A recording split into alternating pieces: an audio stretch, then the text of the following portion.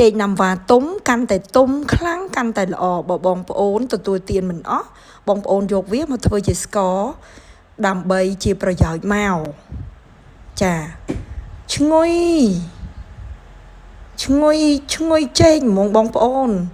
ចេកខ្ញុំមានច្រើនដែរញ៉ាំអត់អស់ទេម្ល៉េះហើយខ្ញុំក៏សាកល្បងធ្វើស្ករចេកទៅសាកល្បងទៅក៏បានជោគជ័យចាយកចេកដែលទុំខ្លាំងណាបងប្អូននេះខ្ញុំមានតែអត់សូវទុំខ្លះ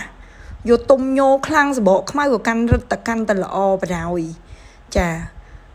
តោះបងប្អូនយើងទៅធ្វើទាំងអស់គ្នាដំបូងបកសម្បកចេកមកចាងាយដូចបកចេកអញ្ចឹងងាយខ្លាំងម្ល៉េះបកដាក់ប្រអប់អញ្ចឹងមកបងប្អូនត្រូវយកវាទៅដាក់ក្នុងទូកកមានន័យថាបង្កកចំនួន1យប់ណាបងប្អូនស្ដាប់ខ្ញុំមួយអញ្ចឹងខ្លាចបងប្អូនច្រឡំទៀតទូតកកនិងទូកកខុសគ្នានេះគឺជាទូបង្កកបើបងប្អូនអត់មានទូបង្កកទេខ្ញុំមិនដឹងថាធ្វើម៉េចទេបង្កក1យប់ព្រលឹមឡើងយកចេញមកដាក់ខាងក្រៅចំនួន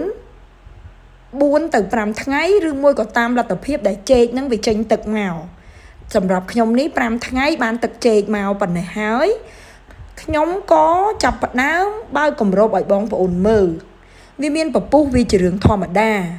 ចាវាជារឿងធម្មតាវាតែងតែមានពពុះមានអីមកហើយវាមិនមែនផ្អូមទេបងប្អូនសាកទៅចាហើយយកទឹកចេកទាំងអស់ហ្នឹងសម្រិតវាយកតែទឹកទេបងប្អូនសម្រិតវាយកតែទឹកទេវីដេអូមួយខ្ញុំបានបញ្ជាក់ច្បាស់អត់មានប្រឡែងប្រឡំទេបងប្អូនចាស្ដាប់ឲ្យតាន់សិនណាបងប្អូនហើយយកទឹកចេកទាំងអស់ហ្នឹងទៅចាក់ដាក់ក្នុងឆ្នាំងស្អាតមួយមកចាខ្ញុំនិយាយមួយឲ្យបងប្អូនស្ដាប់បើវីដេអូខ្លីវារៀងលឿនមែនចាចាក់បែបហ្នឹងមកចេកប្រហែល10ស្និតដឹងទាំងសរុបទាំងអស់ដែលខ្ញុំបកនេះខ្ញុំអត់បានរាប់ទេនេះបានទឹកចេកតែប៉ុណ្្នេះណាបងប្អូនខ្ញុំយកទៅងាស់លើភ្លើងងាស់រហូតដល់វាចិត្តរីងទឹកបានខ្ញុំចាប់ផ្ដើមកូរចាកូរបងប្អូនកូរវិតដូចយើងវិតស្ករត្នោតអញ្ចឹងបើអត់វិតទេអត់ចេញស្ករទេកុំខឹងខ្ញុំណាវិតបងប្អូនវិត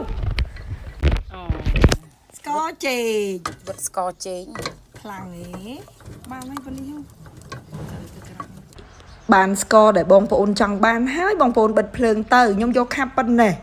បើសិនជាខាប់តិចទៀតនោះចង់ទៅអស់ហើយបងប្អូនបានតែមកកូនចានតូចហ្នឹងឯណាហើយសួរថាការរក្សាទុកបែបណាដាក់ក្នុងកឡោធម្មតាមិនបាច់ដាក់ទូទឹកកកអីទេហើយបងប្អូនសួរទៀតថាទុកបានប្រហែលថ្ងៃខ្ញុំបានមកកូនកឡោហ្នឹងជាមួយខ្ញុំបានប្រហែលថ្ងៃចាំខ្ញុំចេញវីដេអូជូនបងប្អូនសាកដូចគ្នាទេបងប្អូនអើយតែគ្រាន់តែថាយើងញ៉ាំដឹងតែអស់ហើយដោយសារវាតិចពេកហើយខ្ញុំប្រាប់បងប្អូនតាមត្រង់នេះគឺជាលើកទី1របស់ខ្ញុំចានេះគឺជាលើកទី1ដែលខ្ញុំពិសោធន៍ថាតើវាចេញស្ករចេកមែនអត់តែបើបងប្អូនអត់វិតវាទេគឺអត់ចេញទេស្ករចេកហ្នឹងវិតមានន័យថាយើងកូរចាហ្នឹងហើយយើងកូរតិចទៀតខ្ញុំនឹងពិសោធន៍ធ្វើស្ករចេញពីម្នាស់ទៀតចាចាំតាមដានខ្ញុំផងណាបងប្អូនហើយបងប្អូនមើលវីដេអូសំណូមពរទៅទូចអង្វរថាបងប្អូននៅពេលដែលខ្ញុំចេញវីដេអូខ្លីកុំតន់វិនិច្ឆ័យត្រូវចាំមើលវីដេអូវែងសិនណាបងប្អូនហ្នឹងហើយអត់តន់ដឹងហេតុផលអីបងប្អូនមិនដឹងវីដេអូខ្លីថាអត់ជឿថាអីមិនសពគ្រប់អីអញ្ចឹងណាកុហកអីអញ្ចឹងណាហើយបងប្អូនយកទៅធ្វើផងបងប្អូនកុំជឿខ្ញុំប្រូបងប្អូនយកចេកទុំទៅធ្វើអីដូចខ្ញុំមកបើសិនជាបងប្អូនធ្វើអត់កើតអីខមមិនមកសួរខ្ញុំមកណាហ្នឹងហើយបើសិនជាបងប្អូនគិតថាវីដេអូនេះមានប្រយោជន៍សូមជួយ like និង share ឲ្យបានច្រើនចាចម្ងល់អីខមមិនពីខាងក្រៅមកហើយការរក្សាទុកហ្នឹងគឺខ្ញុំចាក់ដាក់កូនកឡោហ្នឹងហើយពិសោធន៍ទាំងអស់គ្នាដឹងថាវាបានមួយថ្ងៃបើប្រើទៅឆាប់អស់អីខ្ញុំមិនដឹងដែរបើបងប្អូនណាពិសោធន៍ទុកបានមួយថ្ងៃបានយូរអីចាំខមមិនប្រាប់ខ្ញុំផងណាតែខ្ញុំលើកទី1ដែរលើកទី1ដូចថាទៅបង្ហាញវីដេអូហ្នឹងខ្ញុំទៅធ្វើលើកទី1ដែរអរគុណ